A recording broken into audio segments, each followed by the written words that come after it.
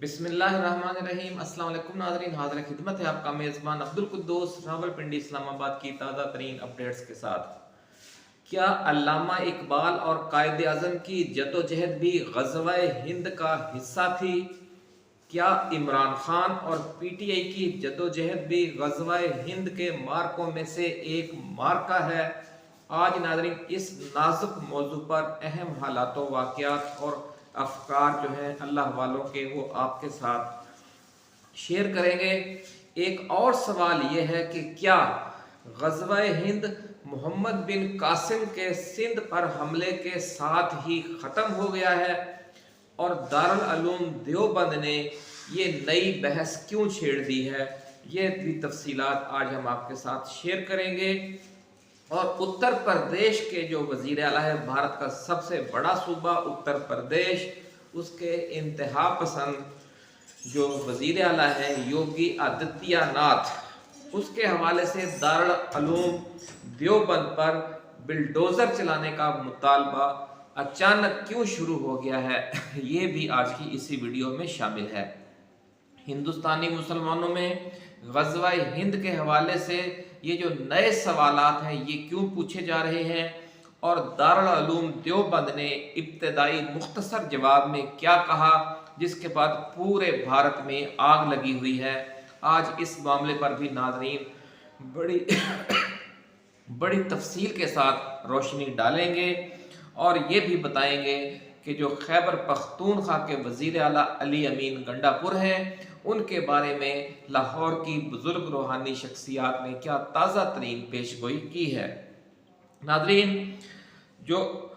अल्लाह वाले हैं, ख़ास तौर पर हिंदुस्तान में इस्लाम के मुकम्मल बोलबाला होने तक ग़ज़वा-ए हिंद की जो पेशगोइयाँ हैं, जो ग़ज़वा-ए हिंद है जो जारी रहने की जो बात की जा रही है, इस पर अल्लाह वालों ने जो मौक़िफ़ बयान किया है, उसका कुस्तुनतुनिया पर हमला करने वाले पूरे लश्कर इस्लाम के जन्नती होने के हवाले से मौजूद हदीस मुबारका को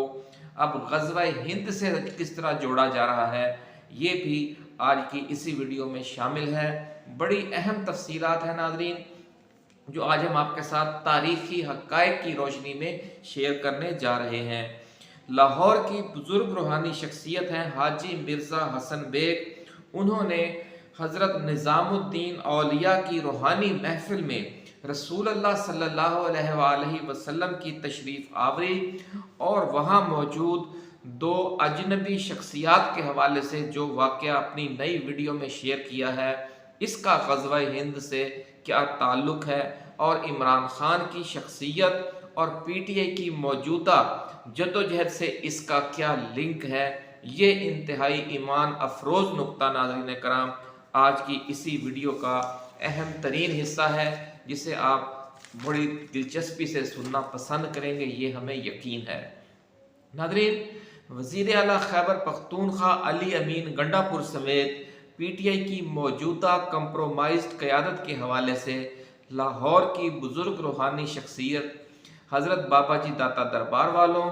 और हाजी मिर्ज़ा हसन बेग ने मज़ीद क्या फ़रमाया है, और 24 नवंबर के नए एहतजाजी लॉन्ग मार्च के हवाले से क्या पेशगोइयाँ की गई हैं, इनकी तफसील भी आज की इसी वीडियो में हम आपके साथ शेयर करने जा रहे हैं। ये मुख्तसर हमने हवाले नाज़रीन इसलिए दे दिए ताकि जिस दोस्त को, जिस मेहरबान को जिस हिस्से से दिलचस्पी हो, वो फिर पूरी वीडियो देख ले, क्योंकि बाज़ औक़ात ऐसा होता है कि वीडियो में आगे जाकर आपकी दिलचस्पी की बहुत अहम चीज़ें होती हैं, लेकिन आगाज़ में उनका इशारा नहीं दिया गया होता, तो फिर वो चीज़ें आपकी नज़रों में आने से रह जाती हैं। इसलिए हमने ये थोड़ा सा इब्तदाइया तमाम जो अहम अहम इवेंट्स इसमें हमने शामिल किए हैं, अहम अहम पहलू, वो आपको हम पहले इशारों में बता देते हैं। तो वीडियो की तफसील में जाने से पहले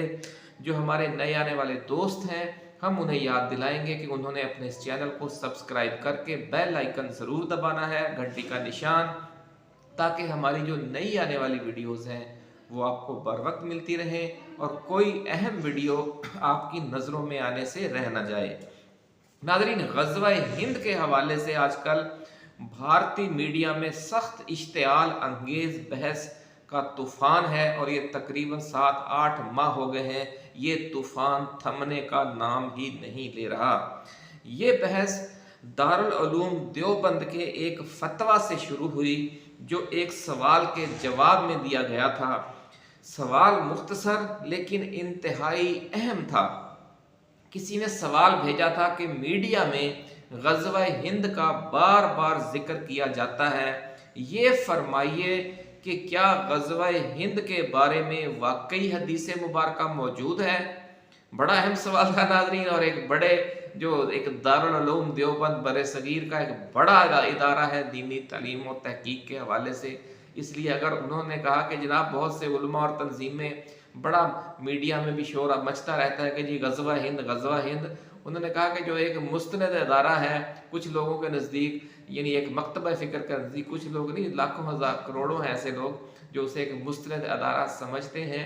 तो उन्होंने ये उनसे मशवरा मांगा, उनसे यानी राय मांगी कि क्या तफसील मांगी, गवाही मांगी हम कह सकते हैं कि क्या ऐसी हदीस वाकई मौजूद है या फिर इधर उधर से लोगों ने जो एक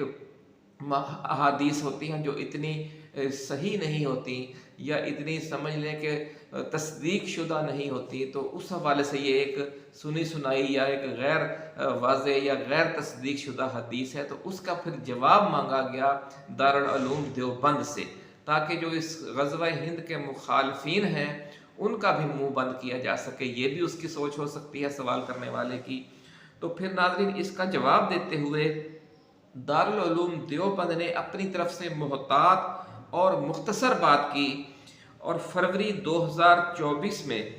इस हवाले से फिर पूरे भारत में अचानक आग लग गई। हालांकि देवबंद वालों ने अपनी तरफ से बड़ी मुहतात और बच बचा कर उसकी तफसीर बयान की थी, लेकिन वो भी हिंदू जो इंतहा पसंद हिंदू हैं उन्हें हजम नहीं हुई। उससे आप अंदाज़ा लगा लें कि मुसलमानों की हालत वहाँ पर कितनी पतली है कि अपनी वो एक जायज़ बात और एक मुस्तनद हदीस भी बयान करना उनके लिए कितना मुश्किल बना दिया गया है, और फिर उसकी बाद में उन्हें किस तरीके से वजाहतें दे देकर जान छुड़वाने का ऑप्शन इस्तेमाल करना पड़ता है। तो ये सिर्फ एक वाक़या है नाज़रीन, इसकी जब अभी हम तफसील आपके सामने रखेंगे तो आपको अंदाज़ा होगा कि बानियान पाकिस्तान ने, कायदे आज़म मोहम्मद अली जिन्ना और अल्लामा मोहम्मद इकबाल और उनके दोस्तों ने, उनके साथियों ने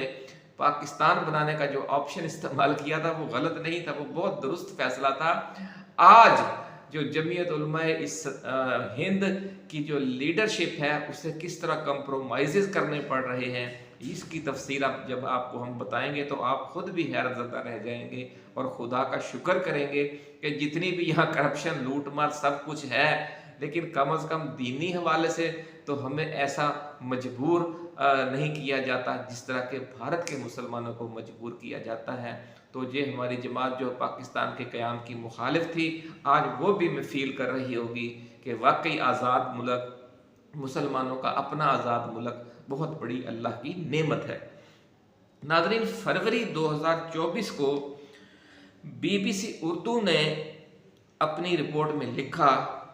कि जमीयत उलमाए हिंद के साबिक़ सदर और दारुल उलूम देवबंद के प्रिंसिपल मौलाना अरशद मदनी से उनकी बात हुई है टेलीफोन पर, और उन्होंने वजाहत की है कि ये जो फतवा या जो बयान जारी किया गया वेबसाइट पर दारुल उलूम देवबंद की तरफ से ग़ज़वा हिंद के हवाले से, ये कोई नया वाक़या नहीं है। ये 2009 में पूछे गए एक सवाल का जवाब है जो दारुल उलूम देवबंद की वेबसाइट पर मौजूद है। सवाल ये किया गया था कि क्या ग़ज़वा हिंद से मुताल्लिक कोई हदीस मिलती है। ये 2009 में पूछा गया सवाल था जिसका जवाब दारुल उलूम की वेबसाइट पर दिया गया है। ये ना कोई फतवा है और ना ही मजहबी हवाले से दिया गया कोई जवाब है, ये कहना है अब दारुल उलूम देवबंद वालों का। BBC से फ़ोन पर गुफ्तगू करते हुए मौलाना अरशद मदनी ने कहा कि सवाल ये किया गया था कि क्या ग़ज़वा हिंद से मुताल्लिक हदीस मौजूद है, तो देवबंद ने इसका जवाब दिया कि हाँ, इसके मुताल्लिक हदीस मिलती है और ये फ़िलां किताब में देखी जा सकती है। ये मुख्तसर सा उन्होंने कहा जी हमारी तरफ से जवाब दिया गया है कि हाँ इसके हवाले से हदीस मिलती है और वो हदीस की फ़िलां किताब में मौजूद है। और ये कि इस ग़ज़वा में जो शहीद होने वाला है वो शहीद आज़म कहलाएगा। जो इसकी ख़ास बरकत है या जो ख़ास इसका मकाम है ग़ज़वा हिंद का बाकी जगहों से, वो असल में ये है। भारत की नाज़रीन, जो इंतहा पसंद हुक्मरान जमात है बीजेपी और इसके जो शिद्दत पसंद मुख्तलिफ विंग्स हैं, उन्होंने इस हवाले से तूफ़ान उठा लिया और फिर बच्चों के हकूक़ से मुतल्लक जो भारत का कौमी कमीशन है, यानी एक जो सरकारी इदारा है, उसकी तरफ से एक रिपोर्ट के ज़रिए एक ख़त लिखा गया और एक सवाल उठाया गया कि जिसमें कमीशन ने उत्तर प्रदेश के ज़िला सहारनपुर, यानी सहारनपुर में है ये जो मकतबा दारुल उलूम देवबंद है, वहाँ का जो ज़िला था सहारनपुर, जहाँ पर ये मकतबा देवबंद वाक़ है दारुल उलूम देवबंद, उसके फिर जो डिस्ट्रिक्ट मजिस्ट्रेट हैं और जो एसएसपी हैं, उन्हें ख़त लिखा कि इस चीज़ की इंक्वायरी की जाए दारुल उलूम देवबंद के ख़िलाफ़ और फिर एफआईआर दर्ज की जाए। ये बाकायदा फरवरी में ख़त लिख दिया गया और कहा यह गया कि इसकी वेबसाइट पर जो दारुल उलूम देवबंद है, हिंदुस्तान पर हमले की तरगीब दी गई है, इस बात की तस्दीक करके कि वाकई जो ग़ज़वा हिंद से मुतल्लक हदीस मौजूद भी है और हदीस की फ़िलां किताब में वो मौजूद है और उससे में देखी जा सकती है। और ये भी लिखा गया है कि ग़ज़वा हिंद दुरुस्त है और जो भी इसमें शहीद होगा वो शहीद आज़म कहलाएगा। इस बहस को नाज़रीन फिर हिंदू इंतहा पसंदों ने मज़ीद आगे बढ़ाया और एक हिंदू शिद्दत पसंद तंजीम के सरबराह का एक वीडियो पैगाम वायरल हो गया, जिसमें वो उत्तर प्रदेश के इंतहा पसंद वज़ीर आला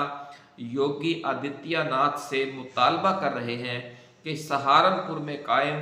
दारुल उलूम देवबंद पर बिल्डोज़र चला दिए जाएं और अगर हुकूमत ये काम नहीं करेगी तो फिर हिंदुओं को ये काम खुद करना पड़ेगा। नाज़रीन, बाबरी मस्जिद की शहादत का वाक़या आपके सामने है कि किस तरह उसके हवाले से उन्होंने एक पूरी पहले बयानिया बनाया और फिर उसे शहीद करके वहाँ पर राम मंदिर बना दिया। तो अब ये देखें कि मुसलमानों को कितनी खौफनाक सूरत हाल वहाँ दरपेश है कि वो अब उससे भी आगे बढ़ गए हैं और वो दारुल उलूम देवबंद पर बिल्डोज़र चलाने के मुतालबे कर रहे हैं हुकूमत से और साथ ये धमकी भी दे रहे हैं कि अगर हुकूमत ये काम नहीं करेगी तो हिंदू ये काम खुद कर देंगे। नाज़रीन, बीबीसी ने इस हवाले से दारुल उलूम देवबंद के जो मोहतमम हैं, क्या उन्हें कहते हैं, जिसे हम वाइस चांसलर भी कहते हैं, हज़रत मौलाना अबुल कासम नोमानी, उनसे फिर रब्ता कायम किया और कुछ सवाल जवाब हुए। वो सवाल जवाब भी बीबीसी की वेबसाइट पर मौजूद है, आप भी जाकर देख सकते हैं। मौलाना अबुल कासम ने फिर बीबीसी को बताया कि हुकूमत ने, हिंदुस्तानी हुकूमत ने उनसे रब्ता किया था और उन्होंने हुक्काम को इसका जवाब दे दिया है और वो ये जवाब फ़िलहाल ज़ाहिर करना मुनासिब नहीं समझते। यानी जो इतना एक खौफ व हरास हिंदुओं ने फैला दिया था, तो इन्होंने इसलिए सोचा होगा कि इसका जवाब अभी हम मीडिया पर ना दें, क्योंकि फिर वही बाल की खाल उतारने वाले उसमें से भी कोई नुक्ता निकाल कर फिर दोबारा एक नया इश्तियाल ना फैला दें मुसलमानों के ख़िलाफ़ या दारुल उलूम देवबंद के ख़िलाफ़। तो उन्होंने कहा कि हम इसका जवाब फ़िलहाल ज़ाहिर करना मुनासिब नहीं समझते, ना हम इसे मंजर आम पर लाना चाहते हैं बाज़ाब्ता। ताहम उन्होंने कहा बीबीसी से गुफ्तगू करते हुए मौलाना अबुल कासम नोमानी ने कि हम इतना बता देते हैं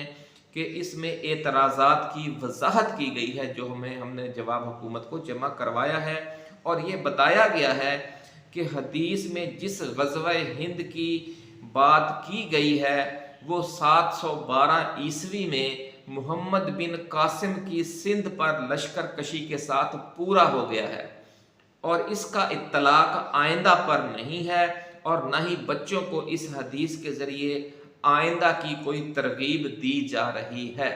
ये है नाज़रीन बेचारगी, जिसे कहते हैं ना कि ग़ुलामी की ज़िंदगी, कि किस तरह अगर आपके लिए अब ये मुमकिन तो नहीं था कि आप हदीस के वजूद से ही इनकार कर दें, लेकिन अब मसलहत इसी में यकीनन उन्होंने समझी होगी कि किसी तरीके से इसकी जब तशरीह की जाए तो उसमें ये मौक़िफ़ अपना लिया जाए कि ये जो हदीस है ये मौजूदा सूरत हाल पर लागू नहीं होती, इसलिए उन्होंने कह दिया कि जो मोहम्मद बिन कासिम ने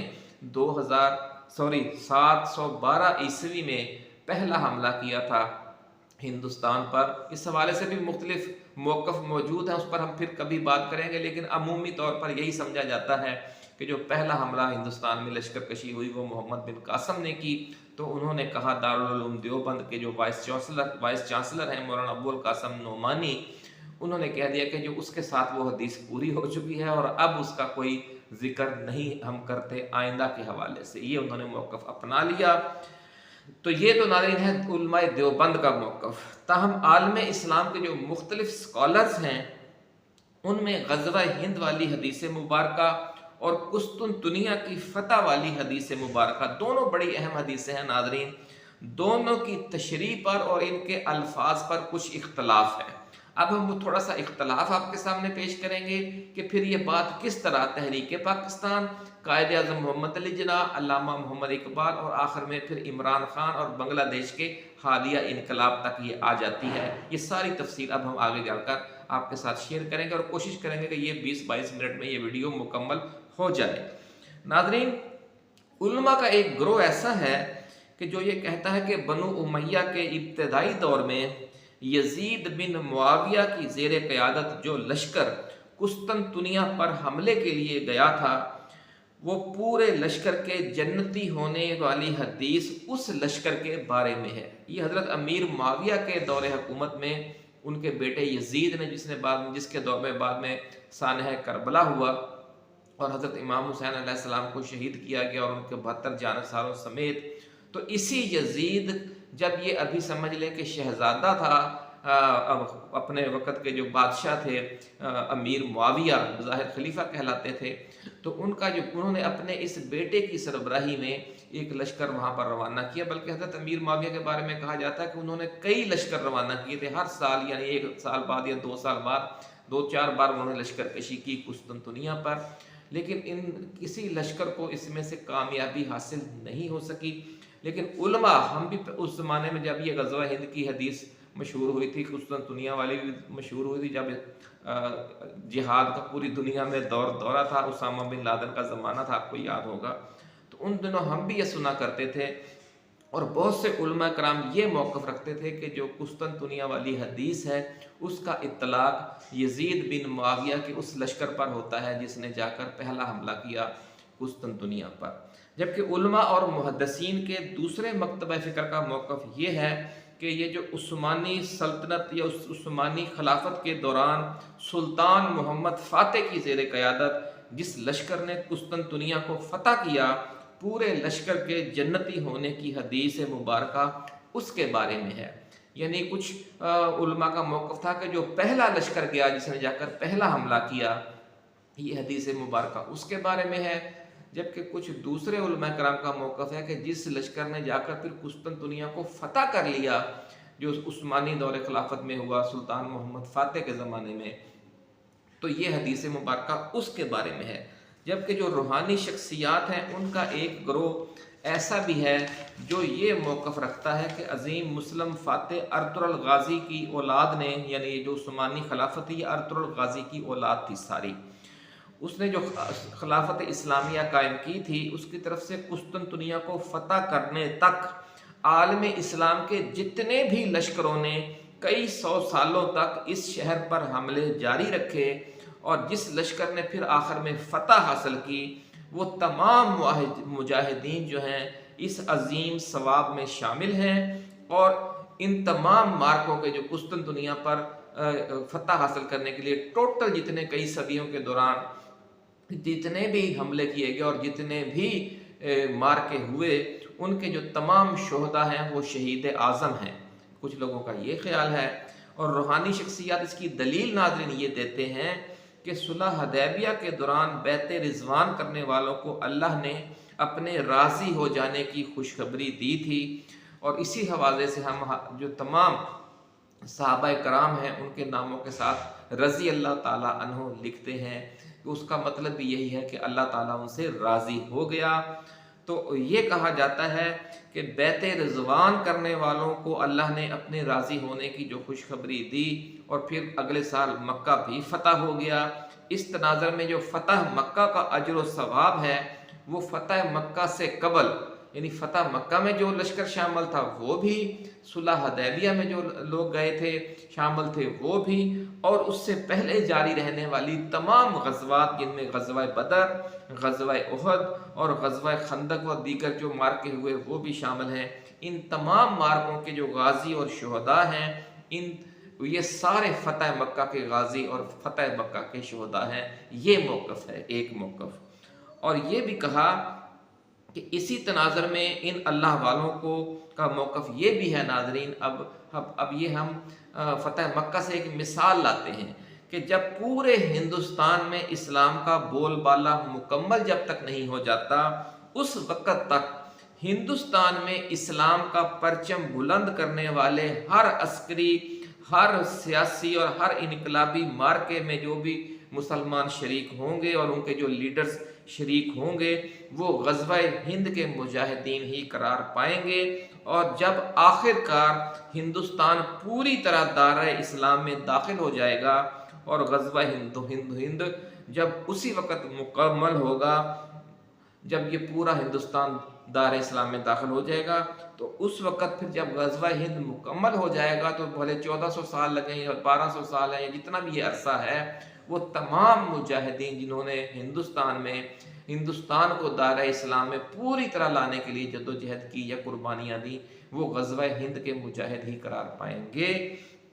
इस तनाज़ुर में ये अल्लाह वाले नाज़रीन क़याम पाकिस्तान की जद्दोजहद, अल्लामा इकबाल और कायद आज़म समेत तमाम रहनुमाओं और कारकुनों को,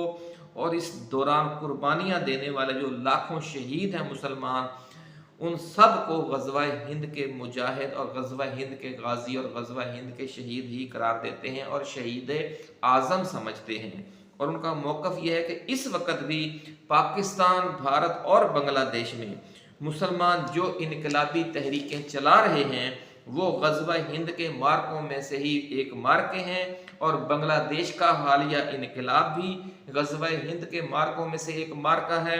और पाकिस्तान में इमरान खान की क़यादत में जो तवील इनकलाबी तहरीक जारी है, ये भी ग़ज़वा हिंद का ही एक हिस्सा है। इसी तनाज़ुर में नाज़रीन मकबूजा कश्मीर की जो आज़ादी की जंग है, उसे भी बहुत से हमारे मकातब फ़िक्र के उलमा कराम और मुफ्तियान उज़्ज़ाम ग़ज़वा हिंद ही करार देते हैं। और महमूद गज़नवी और टीपू सुल्तान, जितने भी हमारे फ़ातहीन हैं, हुक्मरान हैं, जिन्होंने अपनी ज़िंदगियाँ हिंदुस्तान को दायरा इस्लाम में लाने और इशाअत इस्लाम के लिए वक़्फ़ कर दी, वो सब लश्कर जो हैं, वो सब तहरीकें हैं, वो सब ग़ज़वा हिंद के ही मुजाहिदीन हैं। ये कहना है अल्लाह वालों का। रूहानी शख्सियात की तरफ से नाज़रीन इस सारे मामले को यूँ भी जोड़ा जाता है कि जब कायद आज़म मुस्लिम लीग, ऑल इंडिया मुस्लिम लीग के अंदरूनी खलफशार से मायूस होकर लंदन चले गए थे, तो अल्लामा मोहम्मद इकबाल रहमतुल्लाह अलैह ने उनको वापस आकर मुसलमानान हिंद की क़यादत करने के लिए जो खतूत लिखे, वो भी इसी रूहानी रहनुमाई की कड़ी थी जो ग़ज़वा हिंद के हवाले से मुसलसल जारी है। और लंदन में कायद आज़म रहमतुल्लाह अलैह को खुद रसूलुल्लाह सल्लल्लाहु अलैहि वसल्लम की तरफ से हिंदुस्तान वापसी का हुक्म और क़याम पाकिस्तान की जो बशारत दी गई थी, वो भी इसी सिलसिले की कड़ी थी। ये वाक़या नाज़रीन बहुत मशहूर है, आपने भी शायद सुना होगा, नहीं सुना तो मुख्तसर बयान कर देते हैं कि